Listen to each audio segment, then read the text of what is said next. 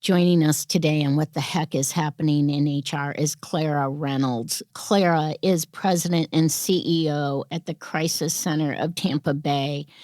The Crisis Center of Tampa Bay is a great resource for the community, and Clara Reynolds is a great resource for us. She has joined us today at the last minute for an idea I had because of some personal situations that have happened recently, and I just felt there was a need to be able to let people know and what they can do to perhaps avoid some situations that can be very difficult and put us in a crisis, either individually or in our community or in our organization.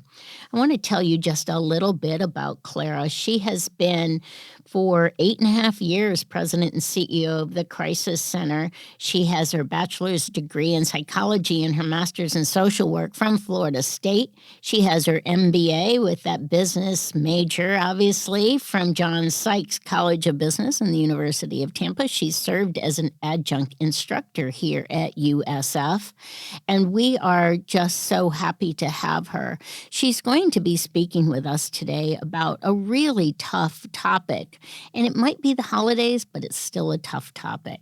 So thank you, Clara, so much for joining us today. For our podcast disclaimer, please visit the episode description.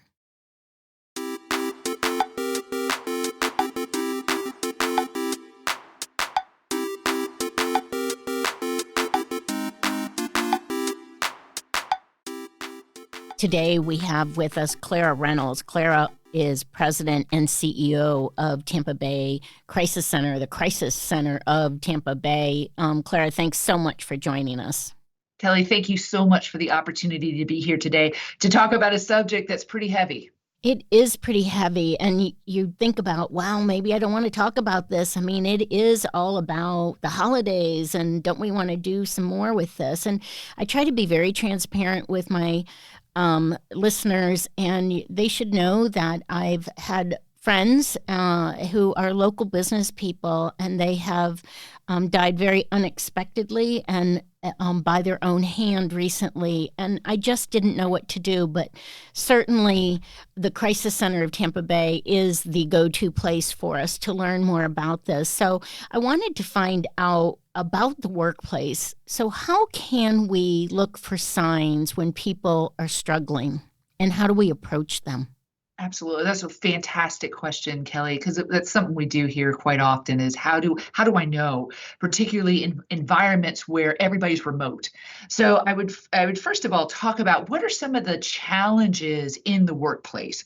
We know that many workplace environments are high stress. They may be high stress all the time, or they may be high stress at particular times of the month or the quarter, 6 months. So recognizing that every business has challenges, and usually it's always the employees that are experiencing those challenges. We also know that many employees, when they experience failure at the job, that can certainly be a trigger for them. Maybe they didn't meet a goal. Maybe their division has lost money. Those kinds of things can certainly impact how the employee is feeling about him or herself. Also, there could be a sense of loss, particularly if there have been job layoffs or job losses. Those can also be triggers that could send individuals into an emotional crisis. And then there are those that struggle with lack of control or lack of balance in their life. Maybe home life is a little chaotic, but the individual has utilized work kind of as the place where they've been successful. And when that gets upside down, meaning that home is struggling, but also work is, that can be another trigger. I also really want to talk a lot about the financial implications, recognizing that so many business owners, so many businesses are struggling on the financial side of things, with all of the increases in inflation and interest rates and those kinds of things. And those financial pressures may be higher now than they've been at any point in the past, maybe 5 or 6 years. So all of these together are impacting individuals in the workplace. I just want to also pause for one moment, Kelly, Hmm. and talk about the fact that there's no way that we don't bring our whole selves to the office when we come to work.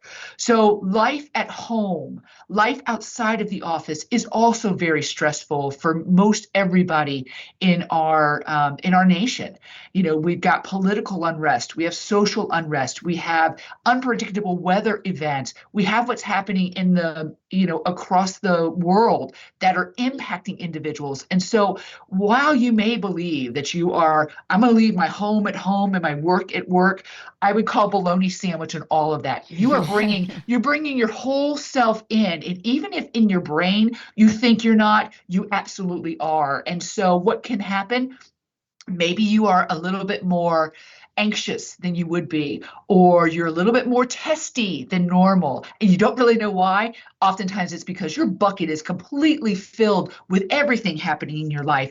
And it could be that situation at work that pushes that bucket to its limit and overflowing. Wow. Yeah, there's just so much going on. You just want to turn off the television and even be able to see that. So if someone is having trouble and they're struggling, and I know through my own mind, it went, how come I didn't know? What didn't I see? What didn't I say? How couldn't I help? What do we do when it's the workplace and we have a really great relationship, but it's still the workplace? Yeah, absolutely. And I want to do a plug for the USF Mental Health and Wellness in the Workplace uh, um, program that is Hmm. now available to anybody in our community across the nation. It is free. It's an online opportunity to learn more about what you can do around this very sensitive topic around behavioral health in the workplace. And it certainly does cover suicide. So I do want to put a plug in for that. But in the short run, I think there are a couple of things. I think it's important to have a culture where if you have your HR professional, or if you are a business owner who doesn't have HR, making sure that at a minimum there are resources available to your employees that they know about before a crisis happens, but then also it is reiterated when a crisis occurs about what those are. There's employee assistance programs, but there's also community resources. 988, which is the National Crisis and Suicide Hotline, is available across the country. So no matter where you are, you could call 988 to connect with a professional that can help you through that emergency. And there's also 211. There are other resources available in communities, so including through your physical health insurance. So just making sure that employees know what's available. And the biggest thing that you can do is have a conversation. Oftentimes, individuals feel very guilty that somehow they were supposed to miraculously know that somebody had thoughts of suicide in their brain, and they may carry that guilt with them. The most important thing to do when you're feeling that way is to talk about it. Talk about it with your peers, either internally or with your network that is externally. Oftentimes, we think about our networks only for business development, but our networks can also provide a lot of support when we're struggling. So remembering to utilize those networks. And also for that supervisor-supervisee relationship, it's Yeah. important to build that culture so that staff feel that they can come to supervisors with issues like this, and that supervisors are able to at least listen. Even if they have nothing else in their wheelhouse, sometimes just being a listening ear is all that is needed to help alleviate guilt and anxiety and worry post an event like this. Yeah, and certainly I love EAP programs. I think they are so important. I encourage each of my clients to have one and to use the training that they have many times from managers and supervisors to be able to see what will be happening. We will have a link to the USF program put out with this podcast so that people can sign up for that right away. Tell if you can just share one more thing before you go, and that is with all the celebrations that happen at year end, whether you're on Zoom or whether you're on Teams or whether you're in the office and you just don't feel like it, and perhaps it's not the basis of your religion, that's not why you're not participating in the celebration, but you just don't feel like it. How can we self-manage to kind of get ourselves with our head around it without feeling like holidays are a have to, especially in this time of, she mentioned, really squeezed wallets. And that's one of the reasons I love Thanksgiving. It's about the people who are around the table or the people you can reach out to and share gratitude with. But how can we self-check? It's a fantastic question, Kelly. I would say, first of all, each of us need to give ourselves permission to set our own boundaries. These might not even be financial boundaries. It just may be difficult for you to be in a setting where there is alcohol or there is a lot of festivity when you've had something happen in your life and you're just not there. So giving yourself permission to be grateful for the invitation or to be grateful for the opportunity, but also setting your boundaries of just saying, thank you so much, but I just can't do this right now. And then letting go of the guilt, right? Because so many of us feel guilty, like we have to be everywhere all the time. So setting those boundaries, I think, are very important. I think that the other thing, too, is find ways to celebrate the holidays that make you feel good rather than make you feel bad. Oftentimes, that can be something as simple as doing a gratitude journal or just a gratitude sticky note, talking about the things that you are grateful for. And that could be something as small as, I woke up this morning, or, I had a full tube of toothpaste. Whatever it is, it starts a building block to help you be able to reflect and remember that this is a moment in time, but there are things in my life that are positive. So keeping those gratitude journals.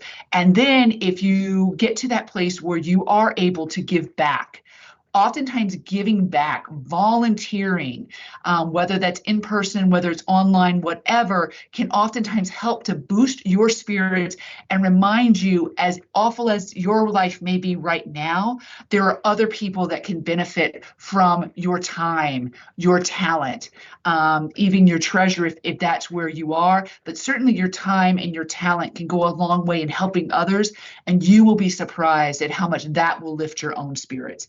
And finally, if you find yourself in this holiday season and you are struggling to get out of bed, you are just struggling, that's the time to reach out for some professional help. It is available. Start by calling 988 as an entry point into helping you navigate the care that you might benefit from.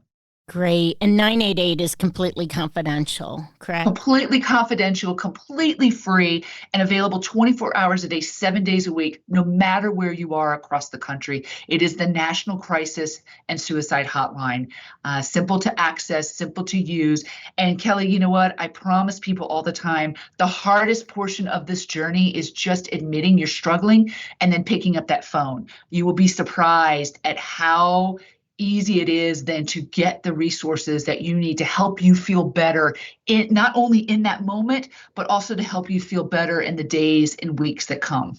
I really appreciate you saying that. We don't have to be at our last desperate moment in order to make that phone call, but it's to prevent that last desperate moment. So I really appreciate you sharing the entire impact of being able to call that number of 988. Is there anything else you'd like to add before we say goodbye?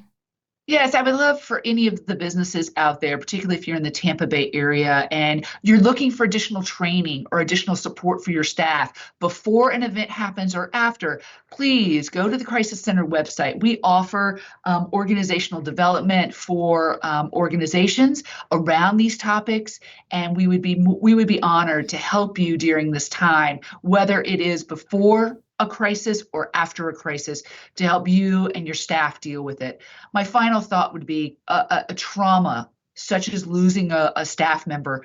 That's a situation that doesn't just go away on its own. Trauma untreated will continue to manifest itself. So it's important to make sure that you're having conversations and having folks, having your staff feel comfortable having conversations so that you can truly heal. Because a suicide isn't just something that happens to an individual, it happens to their entire community, which includes the workforce.